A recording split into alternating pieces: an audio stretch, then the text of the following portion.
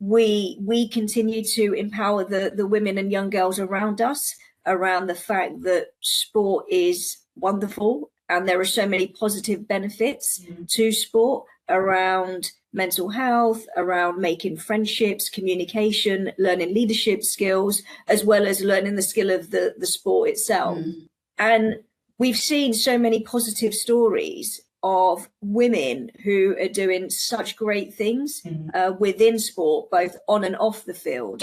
And I think that if we can continue to use our voices as a collective and be those role models and create greater visibility around the positive benefits that sport can give, perhaps we will see more representation across the board.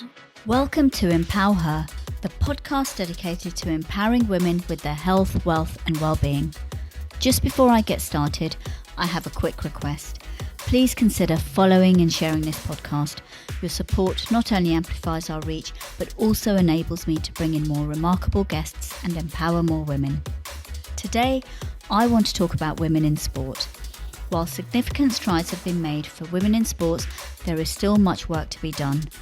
I'll be speaking with Manisha Tailor, a trailblazer in her own right. She is the first person of South Asian heritage to assume the role of assistant head of coaching at QPR Boys Academy. Manisha brings a wealth of experience, having previously served in key roles within the women's game as head coach and centre manager. Join us in this dialogue as we seek to not only acknowledge the progress made, but also actively contribute to the ongoing journey of breaking barriers and expanding opportunities for women in sports. Hi Manisha, welcome to the Empower Her podcast. I'm so excited to have you on and talk about one of the important topics of women in sport. I know you come from that background, so I'm excited to have this conversation today. Please, could you kind of share a little bit about your story and your journey from what you were doing and to what you're doing now? That would be fantastic. Thank you so much. Sure. So first of all, thank you for having me on. I'm looking forward to our conversation. I've seen a real growth in the women and girls game. I remember when I was an 8-year-old growing up in the early 80s, where the landscape as we see it now is very different. It was myself and my twin brother and my best friend Jenna and a few others at school who played football, but very few girls. And at that time, although I played for my primary school team, we played mixed football. I went into secondary school. At that time in the early 90s, girls and boys couldn't play mixed football. And unfortunately, no different to when I was in primary school, there weren't enough girls to fulfill a team on its own. So I ended up playing in my school uniform with my other friend Claire at lunchtime and after school, and then with my brother and my cousin Nilesh, or in the estate that he lives at. And it was great. We have so many fond, memorable memories that gives us, and I think that's a great thing about the sport, the team element, the competitive element, but also the social side, that you get to interact with so many different people. And as we know, physical activity has this feel-good factor that it gives. And it's fantastic that we have this growth in the game now, that I wish many years ago that we had that, and perhaps the landscape would have been different, or perhaps my future in the game as maybe becoming a pro would have been different. Mm-hmm. So what's your journey with football then? I know you were playing and it was a mixed team. What made you go into what you're doing now, and what was it like for you then? And the choices that you made, how has that transpired to now? If I'm honest, I never had the intention that I would ever work in football full time. And it was never really, at the top of my list, but purely because I didn't know that roles that I have now existed. And I think a learning point from that has been that how crucial it is actually to have conversations with people, but also the education in terms of actually there are many jobs. It's more than just about being a player on the pitch. There are so many off the field roles that exist also that could lend itself to particular skills. And although that I've always had this connection with football, and I, began coaching when I was in schools. So I continued my education in schools from becoming a primary school teacher right the way to qualifying as a head teacher in the 10 years that I spent in education full time, and always had this ambition that I would have sport as a big part of my own school one day, because I saw the impact and the positive impact that sport, particularly football, because of my passion and connection to it, had on the many young people that we had within the various schools that I worked in. And I worked in different boroughs, and football was one of those connectors to education, particularly numeracy and literacy. And part of my role was liaising with external providers. And in terms of me almost transitioning into coaching, one of those external providers was Rachel Yankee's football program. And that's where I gained a close relationship with Rachel Yankee. And for those who don't know Rachel, she, a fantastic person and a fantastic human being, but a brilliant coach and a fabulous former footballer, who played not only for Team GB, Arsenal, but also, an England international. And she got me thinking about coaching badges and said, well, you've been coaching the schools teams. Have you ever considered, getting onto your level 1 and so on? And that's really when my formal, I suppose, coaching pathway started. So in addition to gaining formally what was called your level 1 and your level 2, I started to, on the weekend, work voluntarily on her football grassroots program based in Northwest London.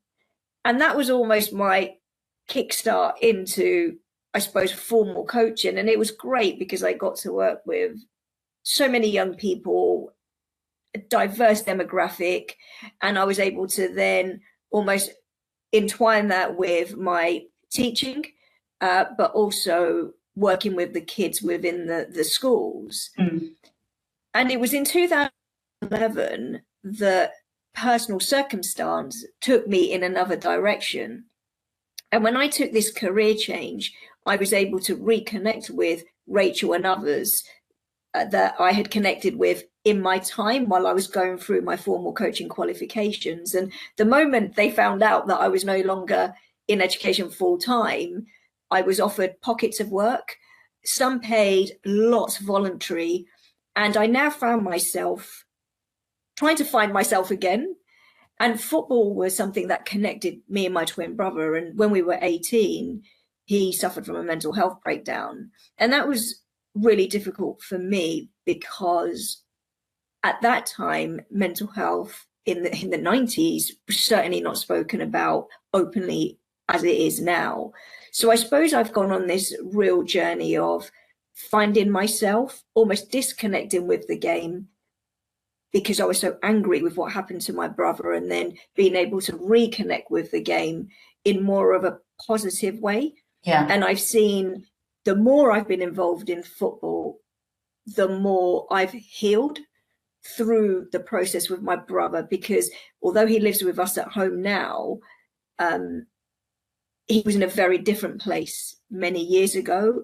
But I think so was I, and perhaps so was my family. And I have come to a form of acceptance around the situation. But equally, I've been able to go on a journey myself in seeing the positive benefits that football can have on people with mental health, people with disabilities, women and girls, and especially those who, like me, are from an Indian background. Yeah, that's the other thing I want to address. At that time, back in the 80s, 90s, what was the landscape like then in terms of you being Indian, okay, and a woman playing football? That's one thing. And then to what you're doing now, when you walked into that coaching profession, what is it like in terms of being an Indian woman? Are there others like you to look up to or even bring into that area? So when I was this young girl playing football, there was a naivety around the actual issues that we know still exist for people from diverse ethnic communities. And I didn't know that there were these issues because I wasn't directly affected by them. However, I wouldn't have known if I was directly affected by them either. Yeah. So there was a lot of that I didn't know. And I was just fortunate that I have a family who are also very sporty. And, you know, I was included by my PE teacher and the friendship circle. It was really only when I went into secondary school, after having the conversation with my PE teacher, I remember Mr. Sharma, and he said to me, well, I have no problem in starting up a girls' team, but find me more girls to play.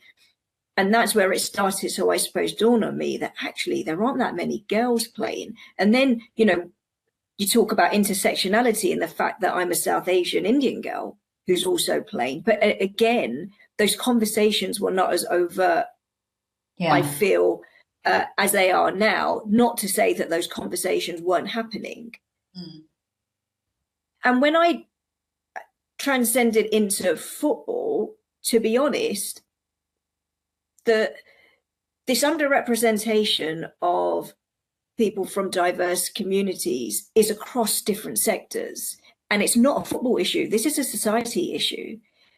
Now, when I was going through an upward climb in terms of strategic educational leadership, there were very few Black or South Asian head teachers that I saw. Now, I was fortunate in the different schools I worked in, be it in Brent and Ealing, I worked under 2 South Asian head teachers and I worked under 1 Black head teacher. Now, that I was coming to see was not the norm. So I was put on programs for diverse leaders, and I stepped into football and I found myself almost in a similar situation. However, the biggest contrast was in primary education, particularly at that time, was very female heavy. I've now stepped into football, and professional football in terms of where I am now, very male heavy, and it was, you know, more of a male space than what I was used to. There were also other challenges, mainly around perception. So within that, perception around being female, not played the game as a pro, and what, you know, what that looks like. Am I stepping over other people's toes and other people's shoes?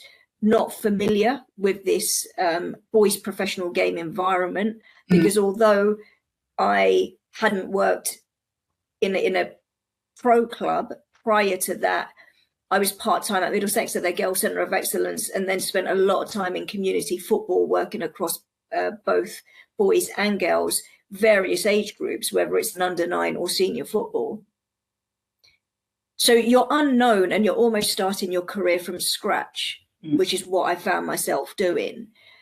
So it did come with its challenges. And one of the biggest learnings for me was around having a support network to provide that psychological safety, because it's easy to say, be resilient, be bold, keep persevering. It's actually about what does that look like? Because if we really break that down, if we're asking somebody to be able to be adaptable, think quickly, be open, you know, decision make, and be able to withstand adversity, we have to be able to have that toolbox and continue to build that toolbox. But you need people who are going to help you do that.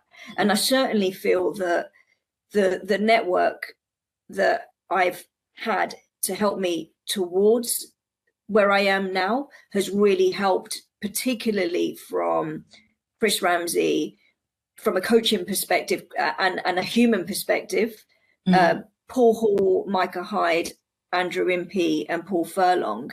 And then, of course, our Academy Director, Alex Carroll, in terms of the ethos and the culture created at the club.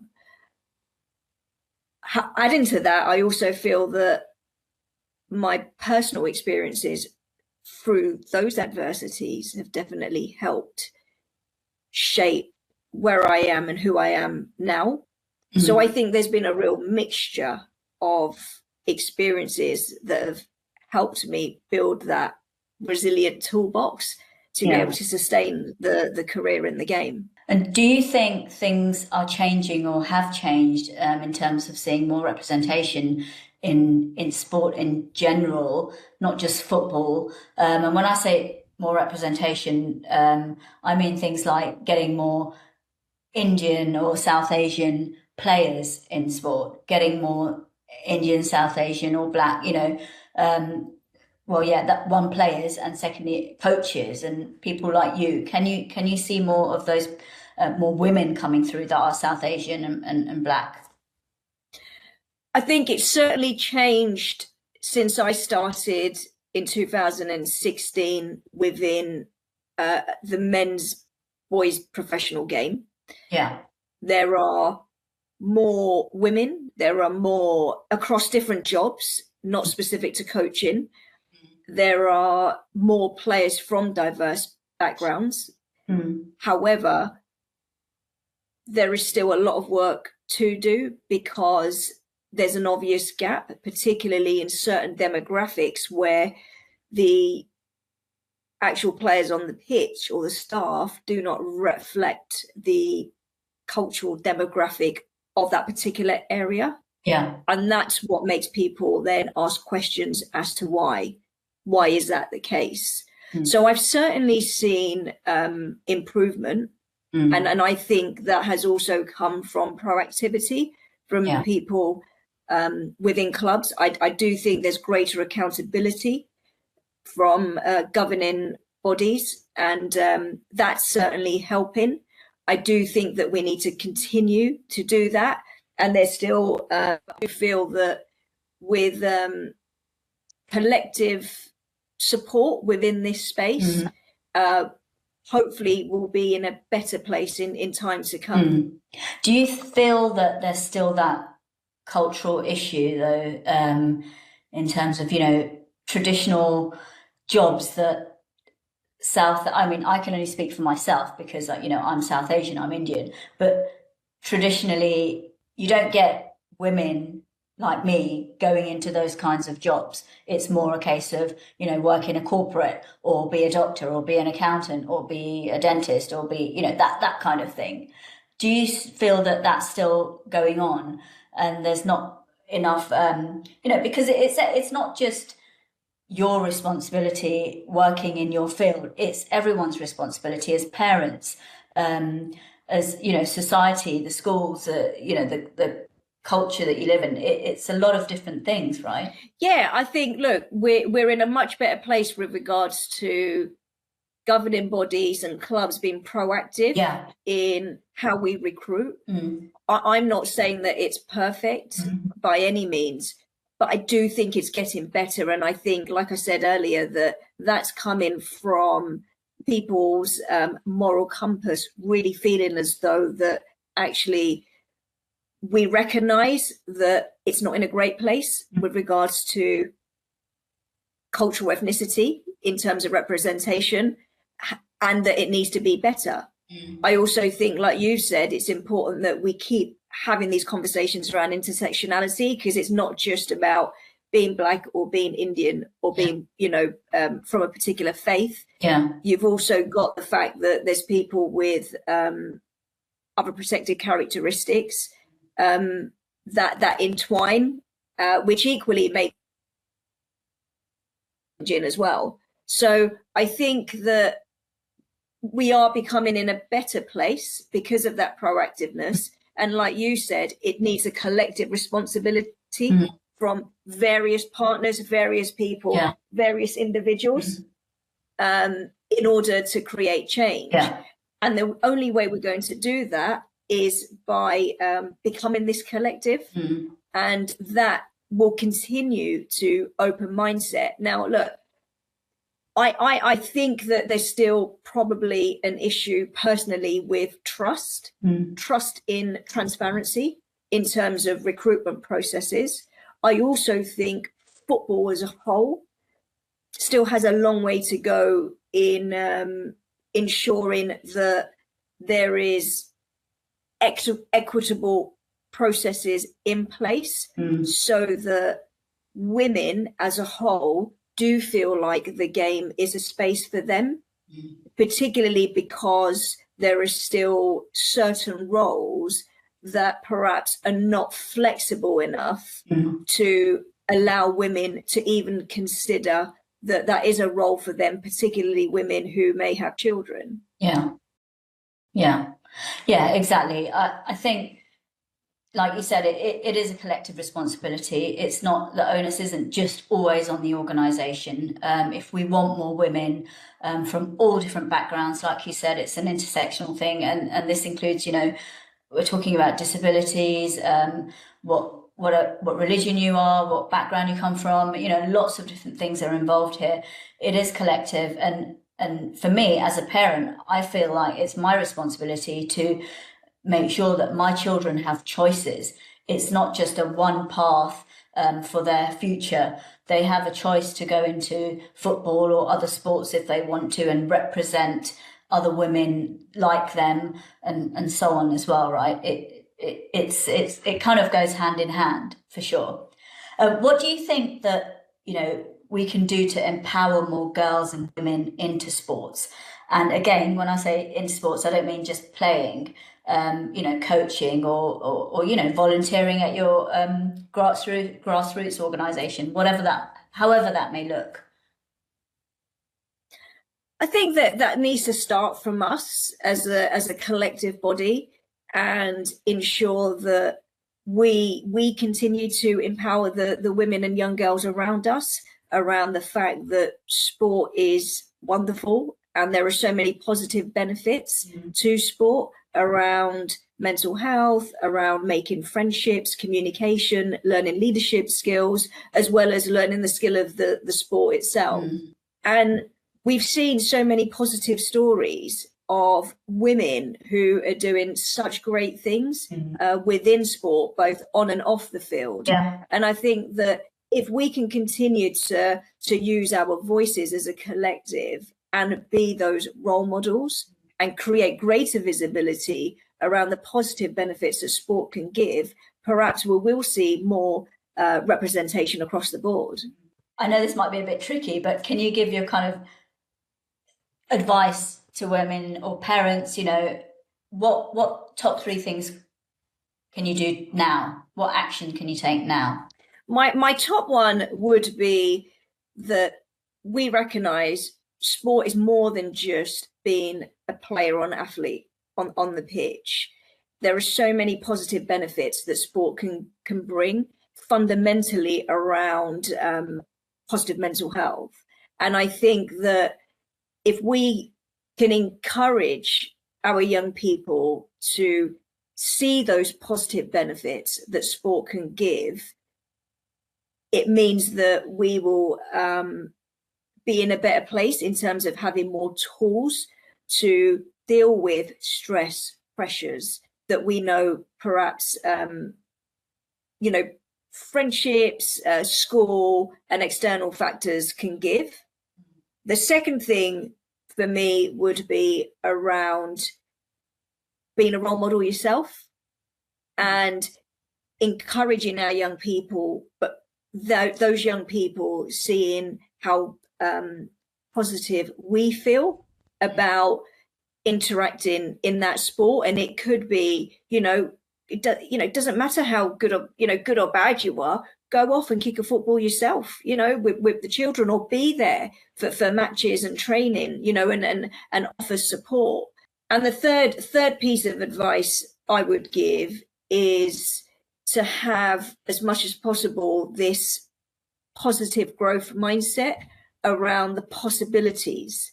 And possibilities are endless. And I think a lot of it begins with how we perceive them and what we perceive we can achieve.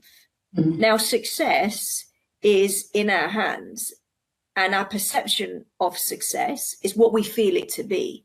Yeah. So simply engaging in a sport that you've never tried before is success. Success to somebody might be signing a professional contract, but that success to somebody else might look very, very different. And it could be, I've just given that a go. So I think it's really important that we're conscious and mindful of how we perceive success to be, not to place too much pressure on our young people, and allow them to play with freedom and express themselves, and support that. That's great. Manisha, that's great advice. Thank you so much.